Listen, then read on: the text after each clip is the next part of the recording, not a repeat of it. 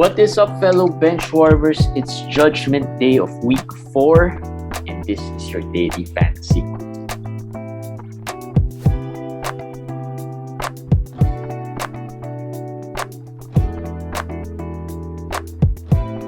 Hey guys, Week 4 Judgment Day. Another week ends in fantasy. And I hope you guys won your leagues or won your matches this week. If not, like I always say, hopefully it's not as lopsided as a 0-9 or a 1-8 matchup or a 1-8 or 0-9 loss. Komish, Yes. how was this week? As I said, not that good.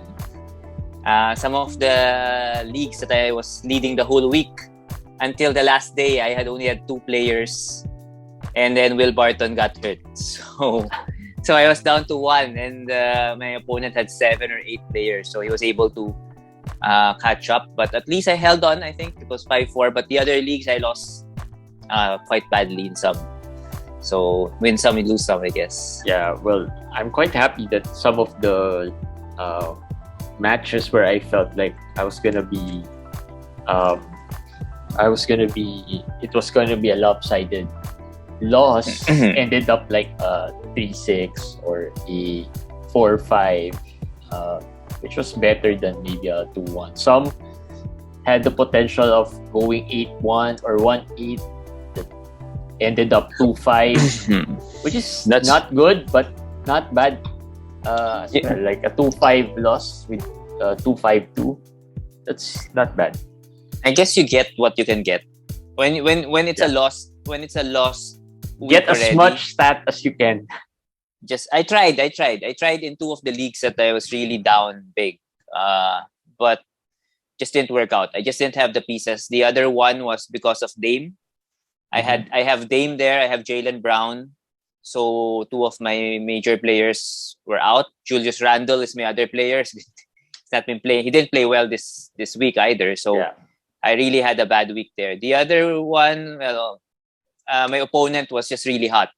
As I told someone, he did what I advised you to do. He had Bledsoe, he had Bobby Portis, he had Grayson Allen, he had the Clipper player. So his team wasn't strong. His team wasn't as strong as my team, but the schedule and the great performances of his players carried him to the win. I just didn't have enough moves and enough good performances for my players to good catch up. Good streaming as well helped me. Good streaming. Lot of my teams had Nassir, Little, Bones, Hyland today, and that helped me a lot. Like Bones had 4 threes, Nassir I think had 3, so I was able to catch up, win some 3 categories by a 3-pointer. So those were big for me.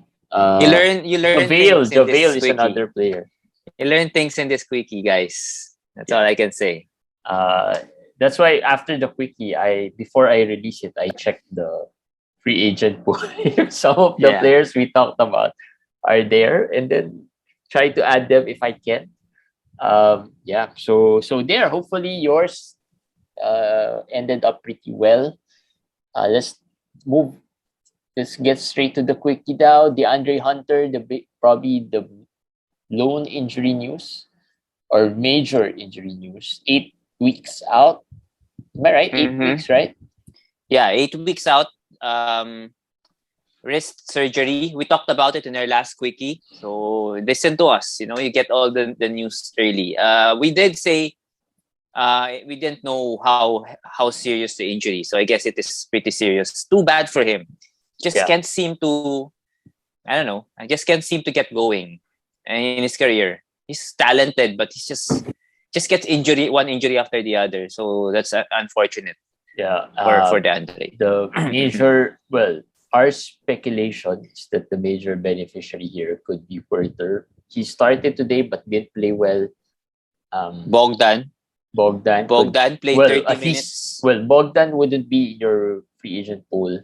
Porter, I've seen lots of Porters there that you may still, speculatively add. I mean, speculatively because he didn't play well today, so we're not sure, and the depth of Atlanta. He might start, but the minutes, we still don't know how much he'll get. Though when he's starting, he's getting lots of minutes.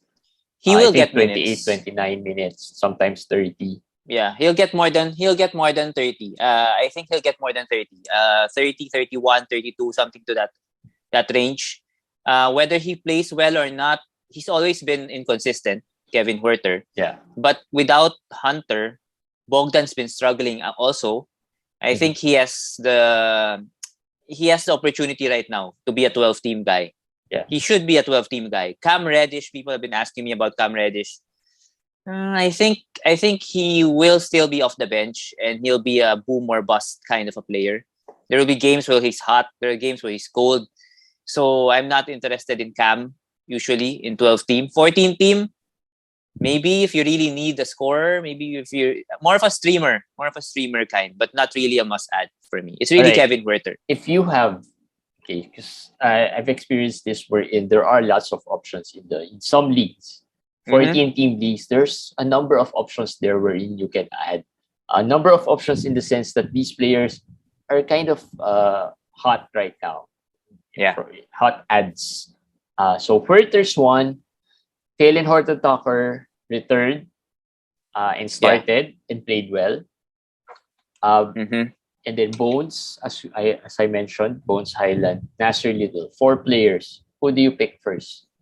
I pick Bones. You guys know I've been talking about Bones in my quickie, in their daily. I've been talking about him, how good he is. So Will Barton is another injury today. Will Barton, I don't know. Did we just talk about Will Barton? Last time we talked in our quickie where we talked about Bones, I said that Will Barton is not that durable a player either.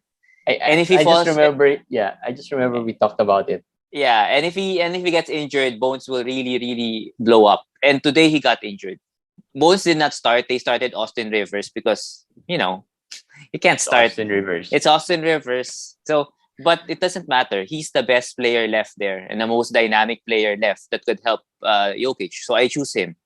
And then he's my number one add in today's slate. After that, it's Nassir Little. Okay, it's Nassir, my boy. Nassir's been really good. I mean, not spectacular numbers. He probably won't give you 20 points, 15 rebounds. No, not those types of numbers, but solid numbers. Like we said, he's the 1-1-1 kind of guy, like your Dorian Finney-Smith or your Jay Sean Tate kind of guy. Nassir, yes. Plus, later we'll be talking about some possible changes in the rotation. So that's another reason why I like Nassir. And as you said, he's basically just a guy who does everything. A little this, a little that. Sort of a big Alex Caruso in a sense that he just affects the team's morale, the team's chances to win because of the way they play. So the coaches love that. So I think he'll be in the rotation no matter what happens. So that's why I like Little. Huerter is okay also. I just feel that there's still guy? The depth plus the fact that Trae Young will still be there, will still be taking most of the shots. So that he's still a hit or miss guy. If his shots fall, then it's okay. If his shots do not fall, the line won't be that good for him. So that's why I'm lower on Huerter, but he's still good, especially without Hunter. No, he's still good. Do you go Huerter over Taylor Horton-Tucker? Yes, I go Huerter over Taylor Horton. We did talk about Taylor Horton-Tucker yesterday, and I think in passing, yeah. I told you that they will start him over Kent Bazemore, and Kent Bazemore did not play today. And I told you, Kent Bazemore has been terrible. There's no way they were gonna play him a lot of minutes. But LeBron James supposedly is close to returning.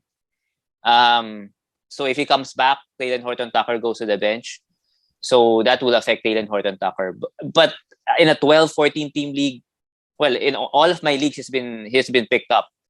I think you have to pick him up, regardless of what he has done before or how not fantasy friendly. As a lot of analysts would say, pick him up and worry see about what happens. Yeah, see what happens. Worry about it later. So those are I just asked that question because in some leagues these players are available. all of them are available, and obviously you won't be able to add all of them. If you are able to add all of them, that means your team is not as good as it's really struggling, right? So you probably can add one or two at the most. So at least there's your priority from commission. You mentioned about rotation changes. Let's talk about them. Houston has mentioned that they might tweak. Is this time for Alperen Sengun? No, it's actually Eric Gordon. Is I mean, Eric Gordon is not starting, so does that mean he's not gonna play anymore? no, he's gonna start. They're gonna start Eric Gordon instead of Jalen Green. Well, no. I mean, Eric Gordon's been playing well.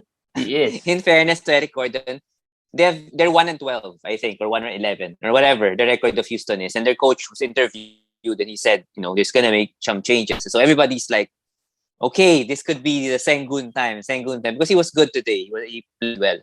But this would be so great if it's Eric Gordon who suddenly starts for Jalen Green. I mean, that would be so. I think of all the players, unbelievable. Of all the players, in fairness, Eric Gordon is probably the most consistent there. You know what you're gonna get. He's consistently there, 12, 13, 15 points a game, 1, 2 to 3 frees. Pretty much that's it. He's up his defensive game. He's had some good defensive stats. But yes, again, that's Eric Gordon. But because, as you said, he's been playing well, so I would not be surprised if that is the thing they do. But I think that sooner or later, maybe 10 more games, not necessarily Sengun will start, but probably will play more minutes than what he's playing right now. Probably will get 20 to 25 consistently, and then you'll see Daniel Tay start to play less. Move and back. then I mentioned another name aside from Sengun. People are all on Sengun, but KJ Martin. I like KJ Martin, and I feel like hand in hand, it could be Sengun and KJ Martin who benefits from anything that Houston will do in a rotation change. So KJ is available in all of your leagues, I'm pretty sure. So watch out for that. If he really starts to get more consistent minutes, you may add him soon. So watch out for that. Interesting thing I read today, I forgot where, but maybe a tweet I read about Sengun. I mean, Sengun starting. There's this theory that it might be possible that they'll start him at a later time because he seems to have been struggling against the top guys of the other teams. And fantasy-wise, it might just be better for him to go up against the second unit of the other teams just because he can rack up the stats there. Of course, it's a different, like we saw him start a couple of games, and he was just bullied around by the big boys, as they call it. So just something interesting that, maybe coming off the bench for Sengun is still a really good, better thing, but we'll see. Of course, we want the minutes. That's another way to look at it. And that's good because I also saw someone say that if it's Eric Gordon who starts, it might not be too bad for Jalen Green because he's been terrible. On the other side, Jalen Green has been really terrible. And if he comes on the bench, maybe it relieves some pressure off him. Yeah. Right? He's going to go against the second unit of the other teams, which I would say both Sengun and Jalen Green would have an advantage against, right? I mean, most of the time they'll probably be better than those second units of the other team. These two players are, I think, 18 or 19 years old. So sometimes throwing them out there in the fire is not really the best way to develop them. Sometimes putting them in the second five, let them get confidence because that's, for me, that could be a thing that Jalen Green needs right now. His shot is just off. His shot is off. Way off. And it's really different when you go up against starting five. They're the starting five for a reason. And usually the other teams bring out their best players out there in the starting five, right? So and that could somehow affect their production. Just one last thing with Jalen Green. I got lots of questions whether to hold him or not. I'm as a rookie for a rookie guard, I usually give them more leeway. So 6, 7 weeks or 8 weeks, maybe until December. Until December for me. Christmas time. If they still can't get it in Christmas time, maybe you can drop. But again, another thing, you can drop right now. Even Jalen Suggs, because I also have been getting a lot of Jalen Suggs questions. Jalen Suggs has been dropped in a lot of leagues. But a lot more, still a lot of managers are asking, should I drop? Should I drop? And I said, it depends on who you have in your waiver wire. If there is somebody that's really good and you think has long-term potential, Bones. I'm okay with. I will do that. Bones for one. Another they rookie. mentioned Little and Huerter, two players you did say, and Monte Morris. Mm-hmm. I said Monte will be good right now because of MPJ's absence. He's been good. He's been good lately. And he's one of our waiver guys in the last few episodes. So that's okay. But I said, in the long run, it might not be Monte better. It might be Jalen Suggs better when Jalen Suggs become, he's younger. So that might flip. So he has to weigh that option. But I think players like Jalen Green have trade value. Yeah, but it depends on low. But I don't think it's as low as Suggs at the moment. I think Jalen Green still has better trade value just because he's the second pick and he's a Filipino and he is, somehow he's more explosive as a player, and sometimes managers like that. But I do think he's not Anthony Edwards. We're not gonna see an Anthony Edwards explosion. I mean, that kind of level. Yeah. This year, not this year. All right. Portland, another team who could make some rotation changes. Not sure if it's because of Dame's injury. It doesn't seem like it's because of Dame's injury. Chauncey has said that they don't have effort. The team did not show any effort, and he doesn't know why, and this and that. But if you look at the roster, the only player I'm really thinking that is really going to change there is Robert Covington. I mean, he's not going to bench CJ McCollum or Julius Nurkic. Right? Yep. I mean, Norman Powell, maybe Norman Powell, but Norman Powell has been okay. I mean, it's Robert Covington who's been terrible, right? It's also possible that they could, get Norman Powell in the six-man role. Yeah, since it's also possible. Since he's used to that role. And he is not bad at that role. He is good at that role. That's possible. Toronto, right? So that's also a possibility. Of course, we're just guessing. We'll have to see. But any players we have to watch out for other than Little and maybe Simons? I think it's Little and Nance. The two of them. Nance is he's been not that good this year, but he's been, there's energy with Nance. These are energy guys. And I think given Chauncey Billups saying that they do not have energy, they're not fighting, they're not showing hustle, it's obvious that he wants more activity or more energy from his starting five. So it's either of the two. I would go Little for sure, and then Nance would probably get more minutes. So just observe Nance. Right now, he's not an ad yet. But Robert Covington, he's been dropped in some leagues. 14 he could be. I think he could be. He could be dropped, especially if he goes to the bench. Maybe not. He will get good games here or there, but maybe not worth it anymore. I think. Coincidentally, Nassir Little has been getting some Covington-like numbers.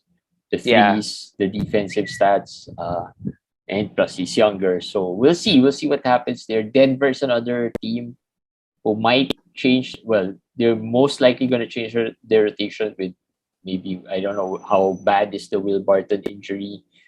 We don't know that also. I mean, he was warming up. So hopefully it's not bad because he was supposed to play. Yeah. In Denver though, there's really nobody I'm interested in aside from Jokic and Bones. So whatever tweaks they do, I don't care. I mean, I don't care. I don't think it matters. Bottom line, Jokic will be number one, the number one player in fantasy. Bones would probably have the potential to explode, and Monte Morris would be worth adding. Yeah, that's it. And Bones is a rookie, so let's let's also not forget. So Yeah. we're high on Bones, but of course the usual Up and downs. inconsistencies, up and Yes. down game from a rookie is kind of expected as well, Mm-hmm. especially when teams find some strategies against you already. I mean, Bones hasn't played much. He's played a few minutes here and there. I mean, 20 minutes, 15, 17. It's still all over the place. So teams are not really preparing for him until he gets going. Right now, he's been hot. So teams could plan some strategies or defensive strategies against him, and that's where the inconsistencies would come.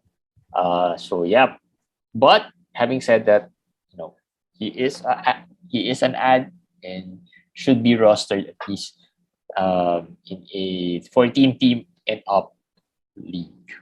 Yes. That's true. Other buy players, I'm not sure, but we talked about this already. Javale had a double double, probably the best game, his best game so in this year, and maybe even last year. Yeah. Yeah. I couldn't For a long time. remember. I couldn't remember Javale throwing up 19 points and 14 rebounds and 2 blocks.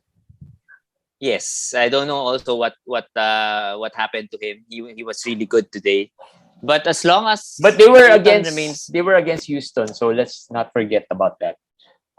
As long as Ayton is out, Javale is an ad. That's just easy.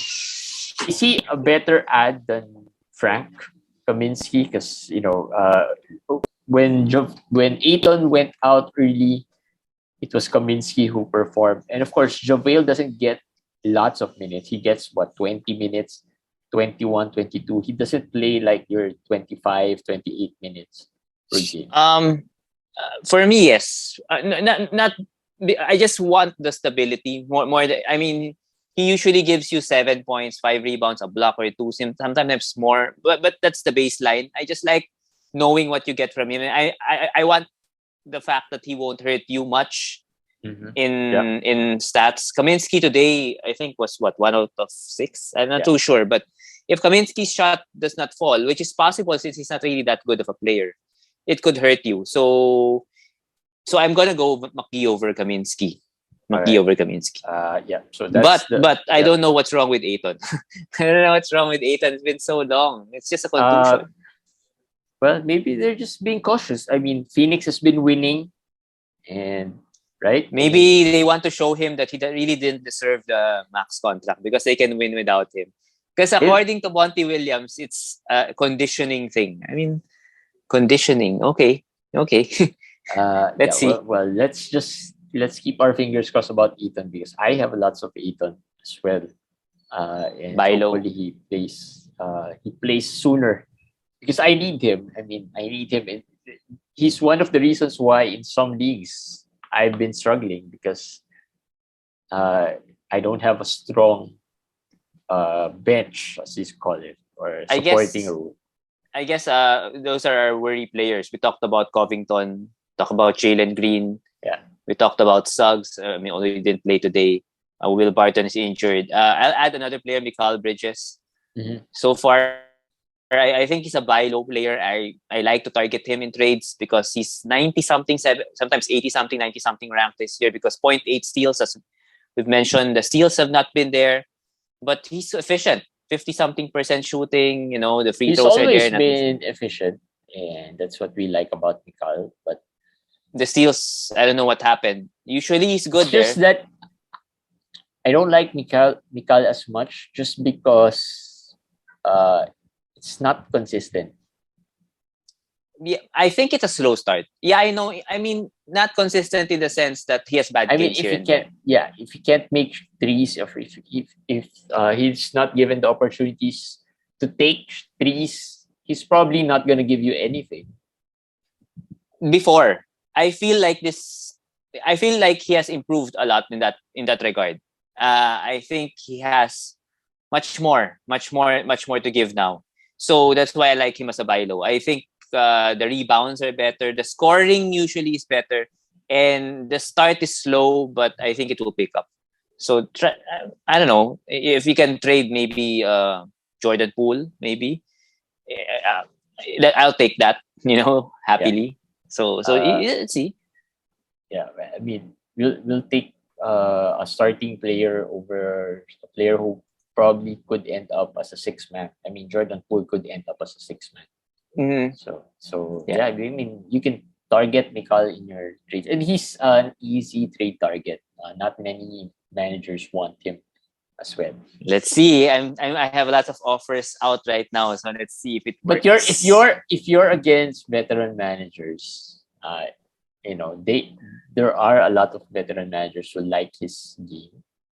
But in our invitationals, I wanted to get him, but when I look at Drew also, I wanted to get Drew. I wanted to get him. because with And then I Eric, look at right? who's the man. Yes, it's with Eric Ong. So I said, nah, never mind.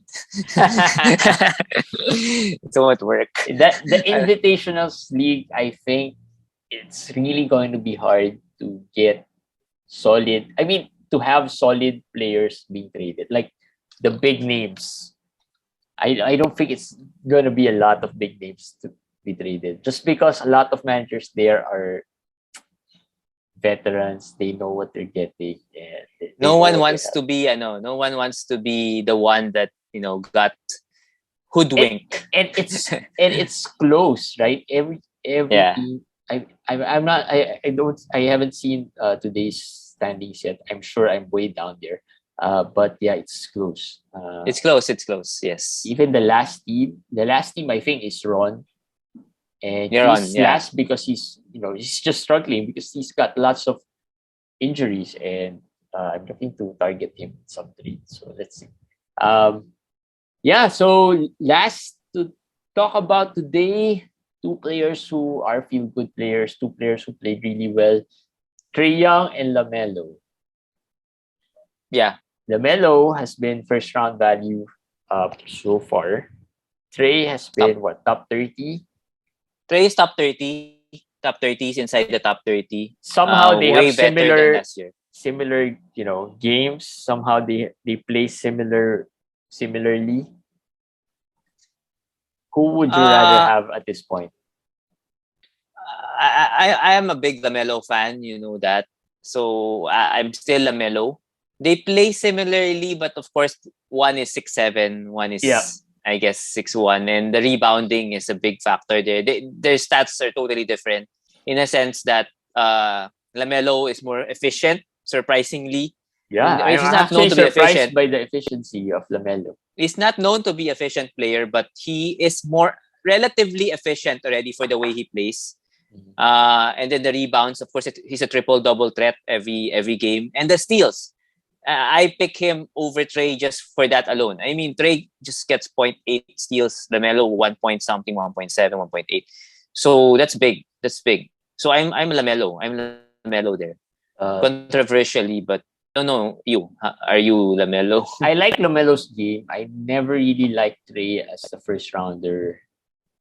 Um, Lamelo is, I mean, Trey is elite in assist. I don't think, Lamelo could get 14, 13 assists per game here and there, but I think Mm-hmm. Trey could get that more than Lamelo, because Lamelo can, Lamelo's game is just, he's like a um, James Harden light.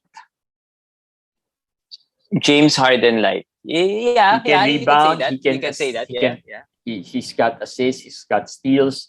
He's got, but offensively, the scoring won't be as strong as James Harden's scoring. What I like about the Melo is he picks his spot. I mean, he doesn't force it. Surprisingly, I mean, I initially thought that he'll be more inefficient than this, but he doesn't really force any of his shots. He doesn't really force the game. Like when he drives, there's some plan. He can pass. He wants to pass. That's what I like. I still like Lamelo. I'm still not convinced he's probably a late first round. He's moved up. I mean, initially Yeah, for sure. For sure. before the season started, I felt that second round for Lamelo is a bit high, but yeah, after watching lots of Charlotte games, he's good. He's good. He doesn't force it. That's what I like about him. Yes. Trey, though, as you said that you're not comfortable with him as a first rounder. I am more open to it because it's easy to build around him because his score stats of assists, threes, You let's know say what you're gonna points, get already. free throw. Yeah, you know those four categories that he's strong at. So it's easy to plan with other players. Plus, I mentioned it, the totals, because he's a durable player, relatively durable. Even when he gets sprained ankle or anything, he comes back fast. So that kind of durability for a first rounder, that's why I'm okay with it. You pick him, you don't think like, oh no, will he load manage? Will he not play here? Will he rest here? You know he's gonna play. Even if he's a little hurt, he's gonna play. So that's big. That's big in this era of fantasy basketball. That's why I'm open to him. But I agree, he's not really. If you look at it at rankings or value, or he's not really a first rounder. If you look at it like Luka, but Luka is the same with him. The totals are big, and And in counting head-to-head, stats. sometimes the Yes, totals yes, are the only thing that yes. matters, right? Not just That's the true. That's true. averages, because I mean, Bradley Beal could have better averages this season, but he has already missed a lot of games. He's gonna miss tomorrow's game again. Yeah, because of the death of his grandmother. So, well, condolences to him. I guess he's gonna need some more time to recover probably a from week that. more. I don't think that's gonna be that. I guess tomorrow will be the last, because Hopefully. I think tomorrow will be the last game he'll miss. He'll be back soon. Yeah, so yeah, that's our quick discussion on the Lamelo Trae Young thing. If you have your own picks there, or you want to share your thoughts, just feel free to comment it uh, in uh, in our Facebook page or in the YouTube channel. And yeah, that's it. Tomorrow is the start of week 5, and it's still a long way to go. Hopefully, you're not far off the lead. If you are, let's say, at the bottom of the standings and you're what, 5, 6, 7 games behind the 8th place or the 6th place, whatever is the playoff rules in your league, you might have to, think making a few game-changing moves already, because at this point, I think, you don't want to fall really far behind. You don't want to fall really far behind. Yes. You hopefully you have a plan already. Yeah. Try to make some trades, not just on small ones, because if you're last place, I don't think small ones would really help you. But again, I want you guys to research closely why you are at that position. Sometimes it's just really matchup thing. Some managers show me their teams. They have, I think, Bruce Brown, Dorian Finney-Smith. I mean, they have lots of players who shouldn't be, 14-team players. I mean, not must roster players, but he told me I'm number 1 in my league. I'm 19-8, so I'm like, okay. So it depends. And he tells me because of the matchup thing, he matched up against someone who had lots of injuries. Someone who's like this. So you have to look more closely why you're in that position. You might have just been in a bad matchup, right? So yeah, and if you are in that position, like you are first or top, but you feel like some players are just, it was just a matchup thing, and you can still make some moves. Actually, it's gonna be easier for you to make some moves because you're already at first. You have some leeway. There's more room for error in case one small move did not work, right? But if you're at the bottom of the standings, you might want to consider making some game-changing moves. Not really your first rounders, but some players who might be performing really well. Maybe you could flip them already, or look for some trade partners out there, or just be quick on the free agent pickups. Yes. I mean, some of the people we mentioned, like Bones, Nassir, I mean, they're already not I mean, they're not close. They're close to not being streamers already. Yeah, in my leagues, I don't have any available Bones or Nassir Little anymore. They're not.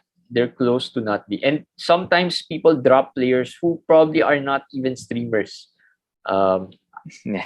At this point, right? Right. I mean, we've seen some. I've seen some. Pat Connaughton being dropped. Which it's a low end player, but still, he's still better than a lot of the streamers out there. Yes. So low end, although, but still better than some streamers. Although, who's this guy? Chris Middleton is coming back soon.